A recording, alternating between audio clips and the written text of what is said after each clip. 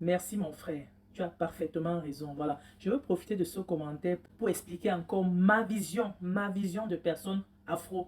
J'ai toujours dit et je l'ai toujours répété, la langue nationale dans ce pays, c'est l'anglais et l'arabe. Je me suis la plupart du temps exprimé toujours en français. Donc, je m'attends parce que les gens pensent que je veux les lécher les bottes. En revanche, ce que j'estime, ce que je pense, c'est que nous avons la chance là d'être ce qu'on appelle une diaspora. On vit ici aux Émirats Arabes Unis. On est la diaspora africaine aux Émirats Arabes Unis. Il y a une autre diaspora qui est au Japon, l'autre est en Australie, l'autre aux États-Unis. Les autres sont dans divers pays. En fait, nous tous, on a un seul et même rôle. Travailler, observer ce qu'il y a de meilleur et d'intéressant là-bas, pour pouvoir rentrer en Afrique, l'implémenter chez nous, pour pouvoir faire rayonner le nom du continent africain. Notre rôle n'est pas de sortir de nos pays et puis arriver critiquer systématiquement ce que les autres font de leur pays, encore que nous, on n'est pas associés à leur avenir. Non, on n'est pas associés à leur avenir. On se contente de la place d'enfant adoptif qu'ils nous donnent.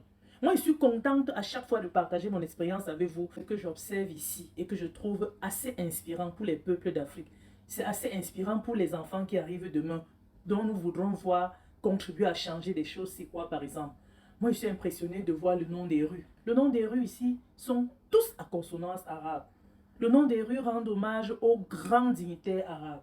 Moi, j'aime souvent à le dire, c'est mon opinion personnelle. Pour moi, la rue la plus importante, pour moi, je précise, c'est la rue King Abdelaziz Ben Salman, le grand roi d'Arabie Saoudite. C'est sur l'allée de la maison du cheikh de Dubaï.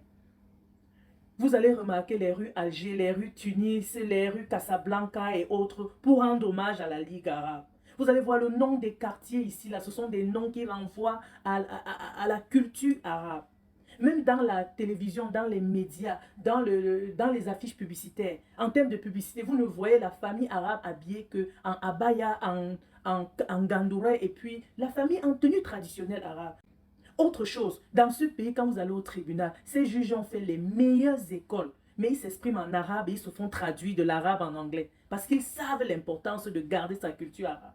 Ils s'expriment qu'en arabe. C'est ce genre de choses que je voudrais qu'un enfant africain regarde et se dise pourquoi chez nous c'est pas comme ça. Pour que plus tard on mette en place des procédés pour pouvoir rectifier, pour que ça change fondamentalement la façon de penser de nos enfants qui arriveront plus tard. Voilà ce que nous devons observer et copier dans ce pays. Voilà ce qui est important pour nous. Partager les expériences et essayer d'implémenter ça chez nous. On n'est pas chez nous, on est là pour apprendre, on est là pour s'inspirer, pour pouvoir adapter ça à notre culture, à notre sauce. Voilà pourquoi je m'oppose fondamentalement au fait qu'on soit assis chez les gens, on les critique. On peut apprendre d'eux.